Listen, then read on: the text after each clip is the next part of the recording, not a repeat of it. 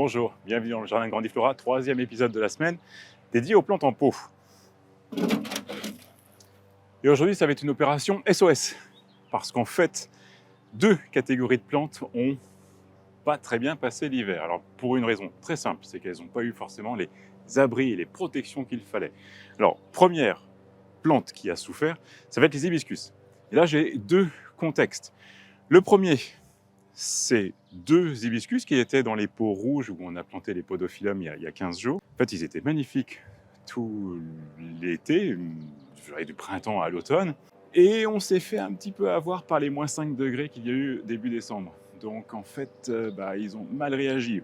Ils ont perdu toutes leurs feuilles. C'était pas cause perdue. J'ai bien vu, je les ai mis dans une certaine protection. On n'a pas vraiment d'espace très protégé et parfait pour ce type de plantes. Il aurait fallu les rentrer à l'intérieur, mais on n'avait pas de place. Donc voilà, on ne les a pas rentrés au chaud. On les a laissés dans une pièce, j'ai envie de dire, tempérée, autour de 10, 12, 15 degrés peut-être, mais relativement fraîche, suffisamment éclairée, et ils se sont refaits. Alors, ils ne sont pas de toute vigueur, donc là maintenant, ça va être la première opération. On va les planter quand même dans le jardin, on va leur mettre de l'engrais, et puis ils vont repartir, et ils nous le montrent d'ailleurs. Les boutons sont là, donc la plante va refaire son feuillage, va refaire ses fleurs, il faut juste y croire. Alors cet hibiscus a eu la chance d'être protégé avant le 5 décembre, donc il était au chaud, alors juste avant, c'était une histoire de vraiment 1 ou 2 jours. Alors, il était au chaud, au moment où la gelée nous a un petit peu surpris début décembre, donc il est un peu plus en état que les deux premiers et il a mieux vécu l'hiver. Mais l'une des raisons pour lesquelles on ne met pas à l'intérieur, c'est qu'en fait, vraiment l'hibiscus a une tendance à se couvrir de pucerons. C'est pas très agréable à l'intérieur. Donc on l'a mis dans cette pièce qui est une pièce, en fait, une extension de garage.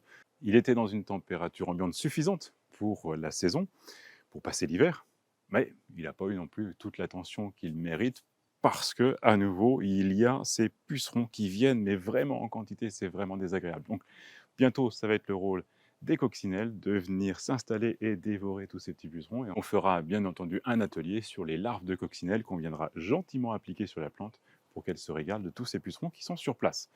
Voilà. En attendant, celui-ci, il est quand même plus vert que les deux petits pots que j'avais laissés à l'extérieur, qu'on a protégés quand même, mais pas suffisamment tôt. Et là, on se rend compte, même chose, qu'il y a plein de départs, donc je vais le retailler pour qu'on diminue le volume de la plante. Et là, contrairement aux deux petits pots, aux deux pots de 10 litres que j'avais mis dans les grands pots rouges l'année dernière, là, je vais le laisser en son pot. Pour deux raisons. La première, c'est que ça commence déjà à être une belle motte. Donc, c'est une plante qui n'est pas facile à rentrer et sortir. Ensuite, volontairement, le pot est un certain esthétisme.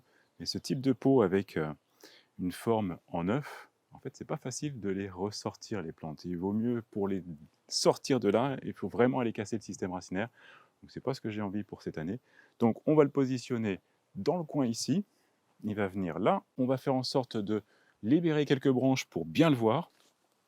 Et puis, ça amènera une structure, ce qui n'est pas non plus totalement laid d'avoir des éléments de décor dans le jardin. Toutes les anémones vont pousser, vont se développer, vont venir habiller le pot. Donc ça va être assez joli, je pense. Bon, les quelques pucerons qu'on voit sur les feuilles, je pense qu'ils ne vont pas apprécier de sortir et d'être à l'air libre avec des variations de température un petit peu plus importantes que ce qu'il y avait à l'intérieur. Donc je pense que ceux-là, ils vont disparaître d'eux-mêmes, mais je ne me fais pas d'illusions, il y aura certainement d'autres pucerons à revenir parce que l'hibiscus de Chine est une plante qui doit être très riche en glucides et vraiment les pucerons adorent. Les fourmis vont se donner à cœur joie également de venir chercher ce que les pucerons vont extraire de la plante. Donc voilà, ça va être un petit biotope qu'on n'aime pas forcément parce que c'est pas très agréable de voir tous ces pucerons, de voir toutes ces feuilles collantes, de voir les fourmis qui vont être dessus.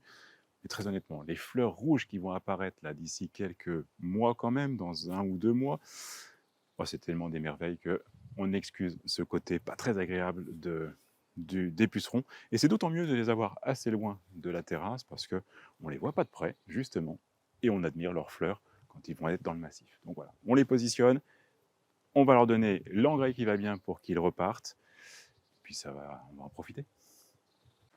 Deuxième opération de sauvegarde, alors ça va être les citronniers. Alors là, à nouveau, comme l'hibiscus, le gros hibiscus, je les avais protégés avant le 5 décembre. Par contre, je n'ai pas été assez vigilant sur le fait que cette protection, elle est parfaite pour créer ce microclimat à l'intérieur. C'est juste fou. J'aimerais juste avoir un thermomètre, je devrais le faire, pour montrer la différence de température qu'il y a. C'est juste impressionnant. Ça a certainement également été efficace au niveau des racines. Donc là, je n'ai pas trop d'inquiétude sur la protection. Par contre, je n'ai pas du tout pris le temps, les matinées où il faisait froid, de venir fermer cette protection, ce qui fait que la gelée est quand même rentrée. Voilà, donc ça n'a pas du tout été le contexte qui leur va bien. Les plantes ne sont pas mortes pour autant, mais je dois avouer que je ne suis pas forcément très fier de vous montrer le résultat. Mais c'est ça, à un moment donné, tant qu'il n'y a pas d'habitat pour les citronniers, c'est compliqué de les garder dehors l'hiver dans nos régions. Alors on est à Pornic, proche de l'estuaire de la Loire, il y a quand même un certain microclimat, mais malgré tout, les citronniers n'aiment pas les températures.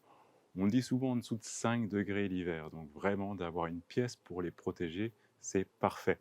Mais je dis bien une pièce pour les protéger, parce que ce n'est pas les rentrer à l'intérieur, parce que là, à l'opposé, les citronniers n'aiment pas l'air sec qu'il peut y avoir par le chauffage à l'intérieur d'une maison. Ce qui veut dire qu'ils vont avoir un développement de cochenilles, de feuilles jaunes, ils ne vont pas être beaux du tout. Donc vraiment la pièce idéale, c'est une pièce qui ne va pas descendre en dessous de 5 degrés, idéalement qui ne descend pas en dessous de 10 degrés le soir, pendant les nuits hivernales. Puis dès qu'il y a un petit peu de soleil, pof, ça monte en chaleur et ça va passer à 15, 20, peut-être 20 degrés. Et là, cette amplitude thermique est parfaite pour les citronniers l'hiver. Donc ça, c'est un espace qu'on va leur réserver et que l'on va construire cet été, quand tout dans le jardin sera déjà bien installé. On installera notre petite serre à côté du potager. Et là, ils auront un bel espace pour passer tout l'hiver. Mais cette année, ils sont restés dehors, il y a eu un vrai hiver, et ils ont souffert. Voilà, c'est la règle de la nature. Allez, découvrons ensemble l'état de nos citronniers. Ouhou. Alors, ils n'ont pas bonne mine comme ça, mais il y avait quelques citrons, si vous vous souvenez, les émissions de l'automne et de l'hiver. Il y avait quelques citrons qui venaient à maturité. Et honnêtement, ça a été un régal. Donc vraiment, pas de regret en termes de qualité du citronnier et du citron que l'on a choisi. Bon, par contre, ce n'est pas garanti pour cette année. Il va falloir travailler sur les quelques branches vertes en se disant « il y a espoir ». On va remettre de l'engrais et cet engrais va booster la plante et j'espère qu'elle va faire des fleurs là dans les semaines à venir pour avoir des fruits l'hiver prochain. Alors l'un d'entre vous dans les commentaires m'a gentiment fait remarquer que les peaux noires attiraient la chaleur également. Alors là, je dois avouer que c'est juste incroyable. Limite, je ne peux pas laisser ma main tellement c'est chaud. Et réellement, il y avait le papier bulle, certes, qui a pu aider cet effet loupe qui fasse que ça monte en chaleur, mais vraiment, c'est juste impressionnant. Donc ça aussi, c'est peut-être pas forcément la bonne solution d'avoir des peaux noires qui font que le système racinaire a peut-être séché plus vite que je ne pensais, malgré l'hiver, malgré la pluie que l'on a eue. Et ben en fait, le système racinaire n'a peut-être pas beaucoup aimé cet environnement. Donc ça, c'est certainement une solution également. Donc je vais voir, mais je pense que la bonne solution va être de mettre les peaux noires plus à l'ombre, là où il n'y a pas de soleil, et changer par des pots de terre cuite. Ce sera peut-être plus adapté, et aussi, j'ai envie de dire que ça rappelle un peu plus le midi, donc le pot de terre cuite avec les citronniers, c'est adapté. Donc je pense que je vais faire ce changement dans les semaines à venir.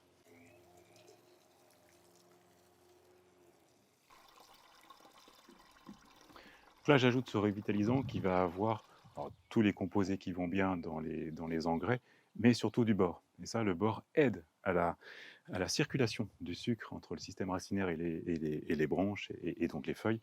Vraiment, c'est l'élément important pour aider des plantes qui sont dans cet état-là.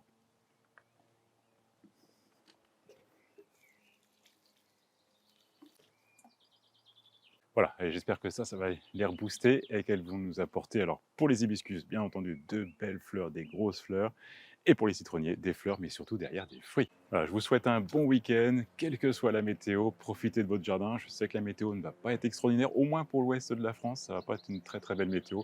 Et si les autres régions de France, vous avez un beau temps, profitez-en, c'est le moment d'aller chercher tous vos plants de légumes, toutes vos plantes annuelles si vous ne l'avez pas encore fait. Et surtout, abonnez-vous, likez et faites-le savoir. Je vous retrouve la semaine prochaine, jardinez bien.